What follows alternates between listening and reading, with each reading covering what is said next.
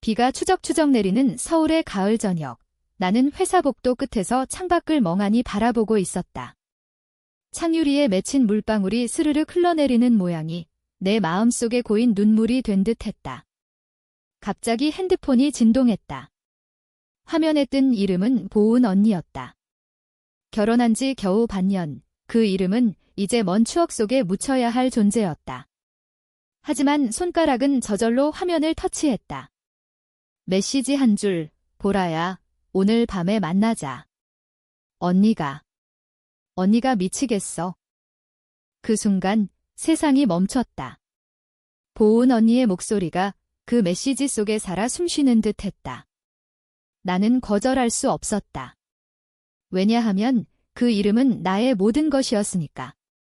나, 김보라. 28살, 중소 IT 회사에서 평범한 프로그래머로 일하는 여자. 매일 아침 지하철 2호선으로 출근하며 커피 한 잔에 빵 한 조각으로 하루를 버티는 삶. 하지만 내 안에는 항상 보은 언니가 있었다. 그녀는 내 상사였다. 그리고 내 첫사랑. 아니, 유일한 사랑. 우리가 처음 만난 건 3년 전 회사 입사 첫날이었다. 보은 언니는 프로젝트 매니저로 32살의 나이에 이미 팀을 쥐락펴락하는 카리스마 있는 여자였다. 긴 생머리, 날카로운 눈매, 그리고 입가에 살짝 걸린 미소. 그녀의 프레젠테이션을 들으며 나는 처음으로 이런 감정이 뭔지 알았다. 보라 씨, 코드가 깔끔하네. 앞으로 잘 부탁해. 그 말 한마디에 내 심장은 쿵쾅거렸다. 한국 회사 문화처럼 우리는 야근을 핑계로 밤늦게까지 사무실에 남아 대화를 나눴다. 김치찌개가 제일 맛있는 포장마차는 어디냐? 한강에서 야경 보는 게 로맨틱한가? K드라마 속 로맨스가 현실에서 가능할까? 그런 사소한 대화 속에 우리의 거리는 점점 좁혀졌다. 하지만 한국 사회는 그런 사랑을 용납하지 않았다. 보은 언니는 집안에서 장녀로 부모님의 기대를 업고 살아야 했다. 보라야, 나 같은 여자가 이런 감정을 가질 수 있을까? 어느 밤 사무실 지붕에서 그녀가 속삭였다. 우리는 키스했다. 비가 내리는 그날처럼 세상이 우리를 축복하는 듯 했다. 하지만 그건 시작이자 끝이었다. 그녀의 약혼 소식이 들려온 건 1년 후. 보라야, 미안해. 가족이 나를 놓아주지 않아. 그녀의 눈물은 내 가슴을 찔렀다. 나는 웃으며 말했다. 언니, 행복하세요. 제가 항상 응원할게요. 결혼식 초대장은 오지 않았다. 대신 그녀의 웨딩 사진이 SNS에 올라왔다. 하얀 드레스 속 보은 언니는 아름다웠지만 그 미소는 내게만 보이는 슬픔이었다. 나는 그 후로 그녀를 피했다. 야근도 줄이고 대화도 최소화했다. 회사 사람들은 보라가 요즘 피곤해 보이네 라고 수근거렸다. 한국 직장 문화처럼 나는 속내를 숨기고 일에 매달렸다. 하지만 오늘 그 메시지 하나에 모든 게 무너졌다. 나는 재빨리 코트를 챙겨 사무실을 나섰다. 비는 여전히 내리고 거리는 우산 숨결로 가득했다. 그녀가 지정한 장소는 한강공원 근처의 작은 카페였다. 블루밍이라는 이름의 그곳은 우리가 예전에 자주 갔던 곳. 창가 자리에 앉아 창밖을 보는 그녀의 실루엣이 보였다. 나는 심호흡을 하고 들어갔다. 언니. 그녀가 돌아봤다. 결혼 반지가 손가락에 번쩍였다. 보라야. 와줘서 고마워. 그녀의 목소리는 떨리고 있었다. 우리는 아무 말 없이 커피를 마셨다. 뜨거운 라떼 증기가 우리 사이를 가로막았다. 마침내 그녀가 입을 열었다. 나 결혼했지만 후회해. 매일 내 생각만 나. 남편은 좋은 사람이야. 하지만 그는 나를 모르잖아. 내가 아는 그 나를. 나는 눈물을 참았다. 언니, 왜 이제야?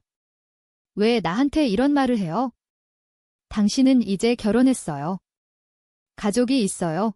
한국 사회의 무게가 우리를 짓눌렀다. 그녀의 부모님은 시골에서 올라와 서울 아파트에서 살고 남편은 대기업 과장으로 안정된 삶을 약속했다. 하지만 그녀의 눈빛은 여전했다. 그 눈빛에 나는 다시 빠져들었다. 우리는 카페를 나와 한강 산책로를 걸었다. 비가 그친 하늘에 무지개가 살짝 걸렸다. 그녀가 내 손을 잡았다. 보라야, 한 번만. 우리처럼 지내자. 아무도 모르게 나는 고개를 저었다. 하지만 발걸음은 그녀를 따라갔다. 그날 밤, 우리는 그녀의 차 안에서 키스했다. 금지된 맛, 하지만 너무 달콤했다. 서울의 네온 사인이 우리를 비추는 가운데 나는 속으로 중얼거렸다. 이게 잘못된 걸까? 왜 이렇게 행복할까? 그 후로 우리의 비밀스러운 만남이 시작됐다. 주말에 제주도로 떠난 척하고 실제로는 인천의 모텔에서 밤을 보냈다. 그녀는 남편에게 회사 워크숍이라고 거짓말했다. 나는 친구들에게 집에서 쉬어라고 했다. 한국의 빠른 삶 속에서 우리는 서로의 피난처가 됐다. 보은 언니는 결혼 생활의 피로를 토로했다. 남편은 나를 사랑하지만 이해하지 못해. 내가 왜 밤에 울고 있는지 나는 그녀를 안으며 말했다. 언니, 나 여기 있어요. 항상. 하지만 갈등의 씨앗은 이미 싹트고 있었다. 어느 날 회사에서 그녀의 남편이 나타났다. 아내가 요즘 피곤해 보이던데 보라 씨가 잘 챙겨줘. 그의 미소는 순수했다. 나는 죄책감에 몸이 떨렸다. 우리가 하는 게 배신인가? 밤에 그녀에게 물었다. 언니, 이게 지속될 수 있을까요? 그녀는 대답 대신 나를 끌어안았다. 보라야, 사랑해. 그게 다야? 겨울이 다가오면서 서울의 공기는 더 차가워졌다. 크리스마스 장식으로 빛나는 명동 거리를 지나며 나는 보은 언니와 손을 잡고 걸었다. 우린 모자 쓴 채로 서로를 친구로 위장했다. 하지만 그 손길은 뜨거웠다. 보라야, 올해 크리스마스 선물로 뭐 받고 싶어? 그녀가 속삭였다. 나는 웃었다. 언니가 곁에 있어? 그게 제일 좋아. 한국의 로맨틱한 겨울. 우리는 그런 순간을 훔쳤다. 과거를 회상하면 우리의 사랑은 회사 프로젝트에서 피어났다. 2년 전, 우리는 한강 스마트시티 잽 개발팀이었다. 보은 언니가 리더로, 나는 코더로 배정됐다. 야근이 잦은 한국 IT 업계에서 우리는 밤새워 코드를 짰다. 보라야, 이 버그 왜 안 잡히냐? 같이 봐. 그녀의 손이 내 어깨에 스쳤을 때 전기가 통하는 기분이었다. 우리는 라면을 끓여 먹으며 삶의 이야기를 나눴다. 그녀는 어린 시절 제주도에서 자랐다고 했다. 바다 냄새가 그리워? 서울은 너무 답답해. 나는 서울 태생으로 가족의 기대에 짓눌린 삶을 털어놨다. 엄마는 나한테 좋은 남자 만나라고만 해. 하지만 난 여자 좋아해. 그 고백 후 우리의 관계는 변했다. 사무실 화장실에서, 엘리베이터 안에서 짧은 키스. 하지만 우리는 조심스러웠다. 한국 사회에서 레즈비언은 비밀이었다. 뉴스에서 동성애 관련 소식을 볼 때마다 우리는 서로를 안고 울었다. 언니, 우리가 왜 이렇게 태어났을까? 그녀는 말했다. 보라야, 사랑은 죄가 아니야. 그냥 우리 운명이야. 약혼 소식은 폭탄이었다. 그녀의 부모님이 서울로 올라와 좋은 집안 남자가 나타났다고 했다. 보은 언니는 울며 나에게 왔다. 보라야, 나 포기할게. 내 인생 망치고 싶지 않아. 왜 나는 그녀를 붙잡았다. 언니, 나 없이 어떻게 살아? 하지만 그녀는 떠났다. 결혼식 날, 나는 혼자 한강 다리를 건넜다. 바람이 내 눈물을 날려버렸다. 이제 그녀가 돌아왔다. 우리의 만남은 점점 대담해졌다. 설날에 그녀의 시댁에 간척하고 우리는 강남의 고급 호텔로 갔다. 방 안에서 우리는 서로의 몸을 탐닉했다. 보라야, 내 피부가 너무 부드러워. 그녀의 손길은 한국 전통 차 한 잔처럼 따뜻했다. 우리는 케이팝을 틀고 춤췄다. BTS의 다이너마이트가 울릴 때 그녀가 웃었다. 이 노래처럼 우리도 빛나자 하지만 아침이 되면 현실이 다가왔다. 그녀의 전화벨 소리, 여보, 나 지금 출장 중이야. 거짓말의 무게가 우리를 짓눌렀다. 회사에서 갈등이 싹텄다. 신입 팀원이 나를 좋아하는 듯 했다. 남자, 25살. 보라 누나, 같이 밥 먹어요. 그는 순수했다. 하지만 나는 거절했다. 미안, 요즘 바빠. 보은 언니가 그걸 보고 질투했다. 보라야, 그 녀석한테 왜 웃어? 그녀의 목소리는 날카로웠다. 나는 놀랐다. 언니, 당신은 결혼했잖아요. 질투할 자격 있어요. 그 말 후, 우리는 일주일 동안 연락을 끊었다. 서울의 겨울은 더 춥게 느껴졌다. 화해는 명동의 떡볶이 골목에서 이루어졌다. 비 오는 날, 우산 없이 서 있는 그녀를 보고 나는 달려갔다. 언니, 미안해요. 우리는 포옹했다. 보라야, 나도 미안. 난 은혜가 없으면 안 돼. 그날, 우리는 우리의 미래를 이야기했다. 언니, 이혼할 수 있어요. 우리 같이 살자. 그녀는 고개를 저었다. 아직은. 안 돼. 하지만 노력할게. 한국의 이혼율이 높아졌다고 해도 동성 커플에게는 꿈같은 이야기였다. 하지만 반역의 그림자가 드리웠다. 그녀의 남편이 의심하기 시작했다. 요즘 왜 이렇게 늦게 들어와? 그녀의 메시지로 알았다. 나는 불안했다. 언니, 그만해요. 위험해. 하지만 그녀는 고집했다. 보라야, 사랑은 포기할 게 아니야. 우리의 만남은 더 비밀스럽게 변했다. 공원 벤치, 야간 버스, 심지어 회사 지하 주차장. 그곳에서 우리는 사랑을 속삭였다. 어느 날 그녀가 울며 왔다. 보라야, 임신됐어. 세상이 무너졌다. 그녀의 배 속에 남편의 아이가 있었다. 언니. 축하해요. 나는 억지로 웃었다. 하지만 속은 찢어졌다. 이제. 우리 끝이야. 그녀가 말했다. 아니, 보라야. 이 아이가 태어나도 너는 내 사랑이야. 한국의 가족주의가 우리를 갈라놓았다. 어머니가 될 그녀, 연인이 될라. 불가능한 꿈. 나는 혼자 집으로 돌아왔다. 작은 원룸, 벽에 붙은 우리의 사진을 보며 울었다. 왜 나만 이렇게 아파야 해? 밤새 비가 내렸다. 다음 날 회사에서 그녀는 평소처럼 미소 지었다. 하지만 눈빛은 달라졌다. 깊은 슬픔. 봄꽃이 피는 4월, 서울의 공원은 분홍빛으로 물들었다. 여의도 벚꽃 축제 날, 우리는 사람들 틈에 섞여 걸었다. 보은 언니의 배는 아직 드러나지 않았지만 그녀의 걸음은 조심스러웠다. 보라야, 이 꽃잎처럼. 우리 사랑도 영원할까? 그녀가 물었다. 나는 대답 대신 그녀의 손을 꼭 쥐었다. 한국의 벚꽃은 아름답지만 짧다. 우리의 사랑처럼. 임신 소식 후 우리의 만남은 줄었다. 그녀는 자기 때문에 피곤해라고 했다. 나는 이해했다. 하지만 그리움은 커졌다. 회사에서 그녀를 볼 때마다 가슴이 아팠다. 팀 미팅 후에 커피 한 잔, 그녀의 제안에 나는 고개를 끄덕였다. 우리는 사무실 근처의 카페 베네에서 만났다. 창밖으로 보이는 한강이 반짝였다. 보라야, 아이 이름은 할인으로 할까 해. 봄처럼 싱그러운 이름. 그녀의 미소는 모성애로 빛났다. 나는 질투했다.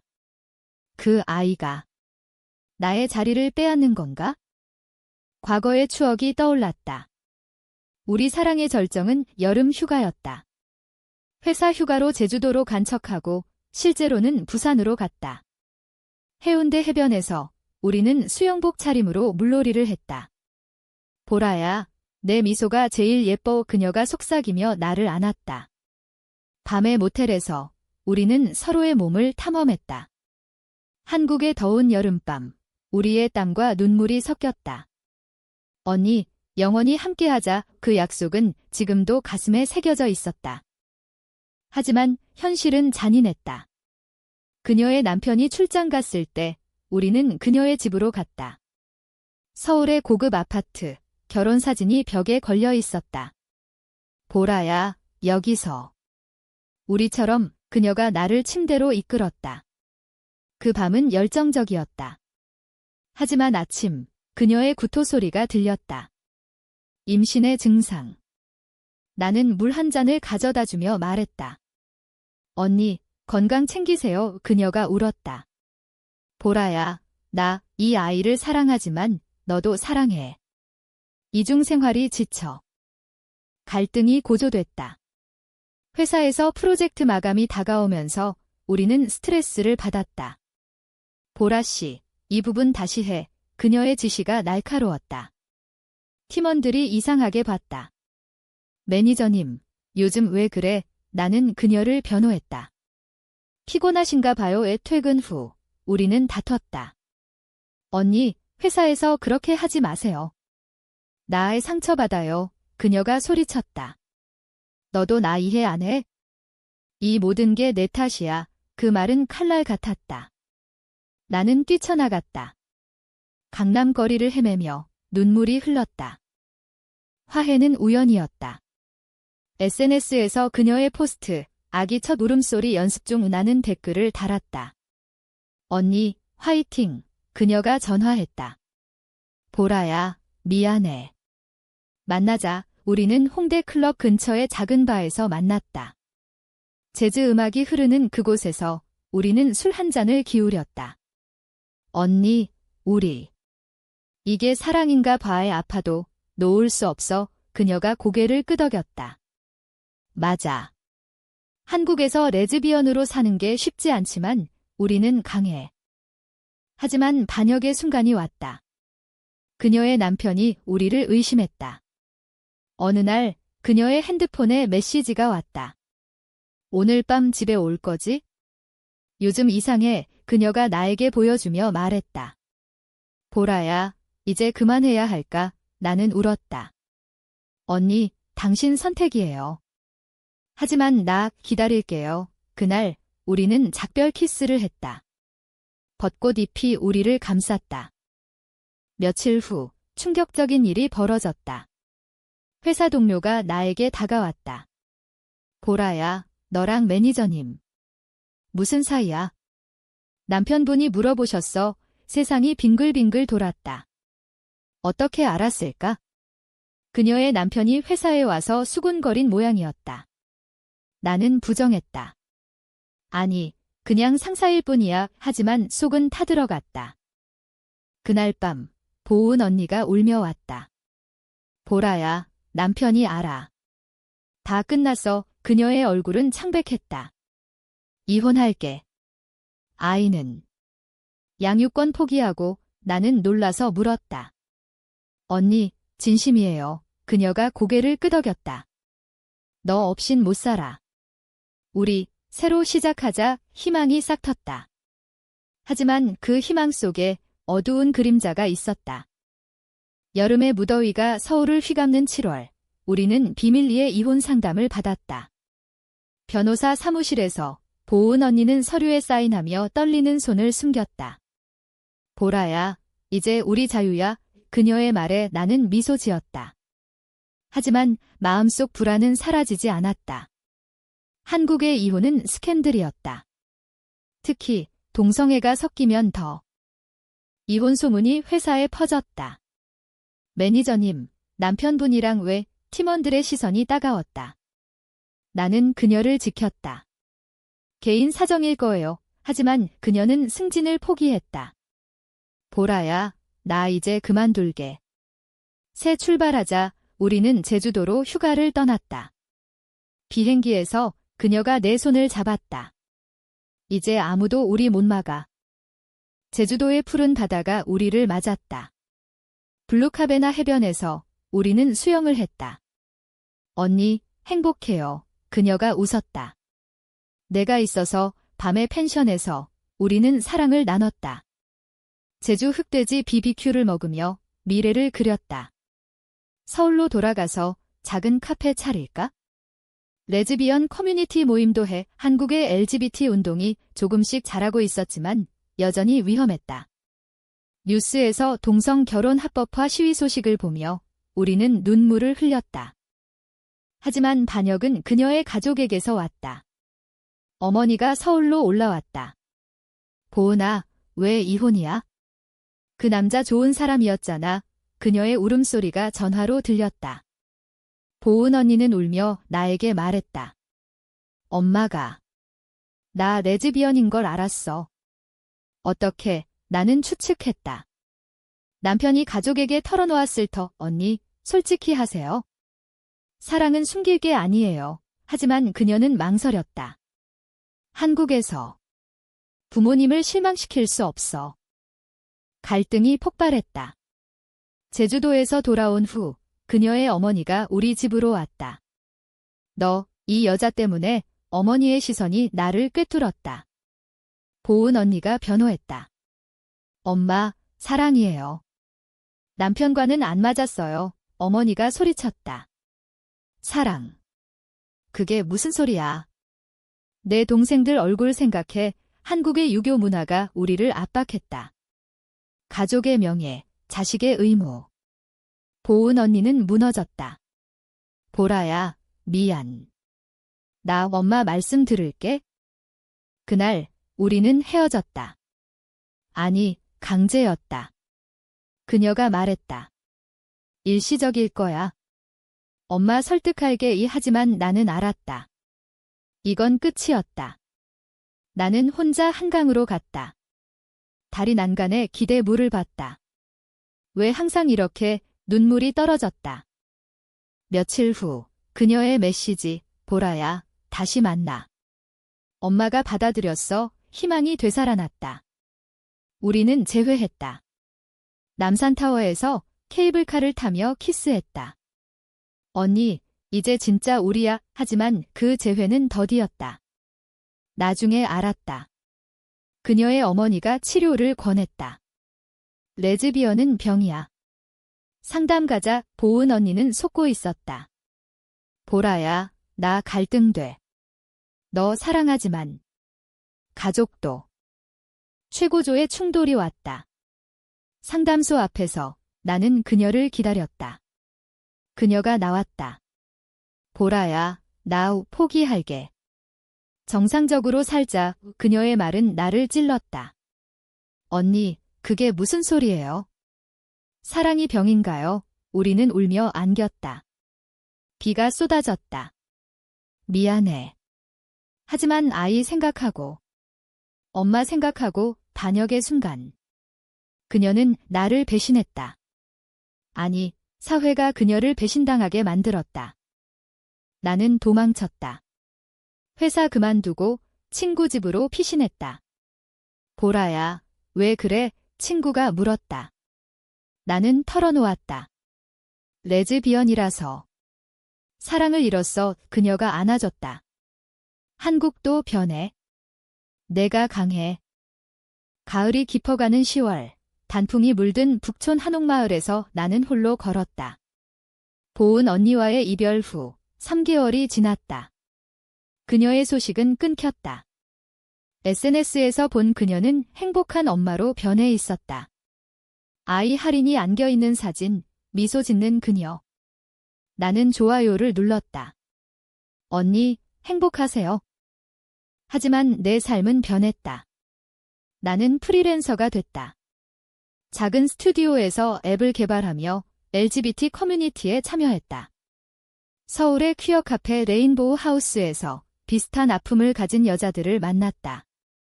나도 상사랑 헤어졌어.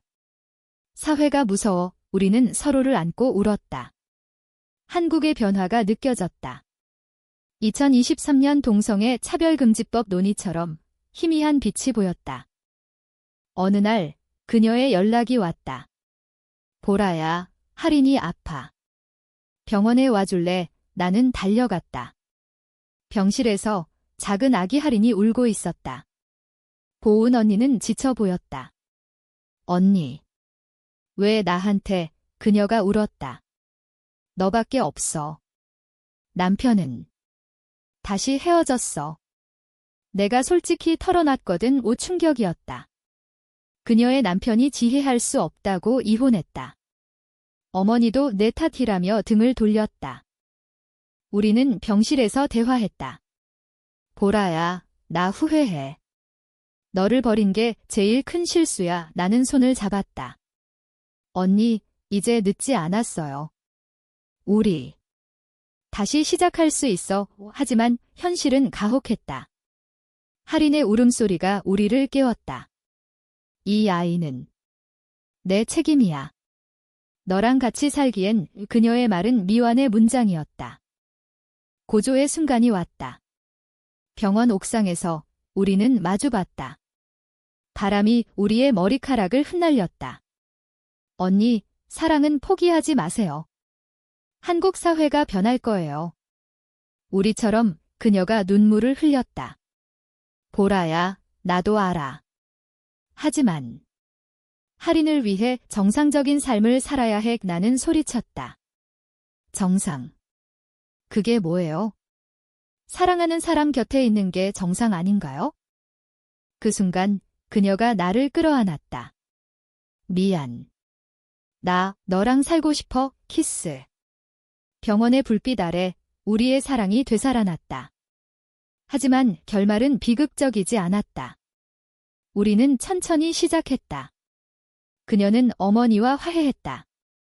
엄마, 이게 제3이에요. 어머니는 울며 받아들였다. 내가 행복하면? 그게 다야? 1년 후, 우리는 작은 아파트에서 살았다. 할인이 덤마라고 부르는 소리가 집을 채웠다. 보은 언니는 카페를 열었고 나는 앱으로 퀴어 커뮤니티를 만들었다. 서울의 겨울, 우리는 한강에서 산책했다. 보라야, 고마워. 너 덕에 살았어. 그녀의 말에 나는 웃었다. 언니, 우리 영원히. 이 사랑은 아팠다. 배신과 갈등, 사회의 무게. 하지만 그것이 우리를 강하게 만들었다. 한국의 레즈비언으로서 우리는 꽃잎처럼 피어났다. 짧지만 아름답게. 그리고 영원히.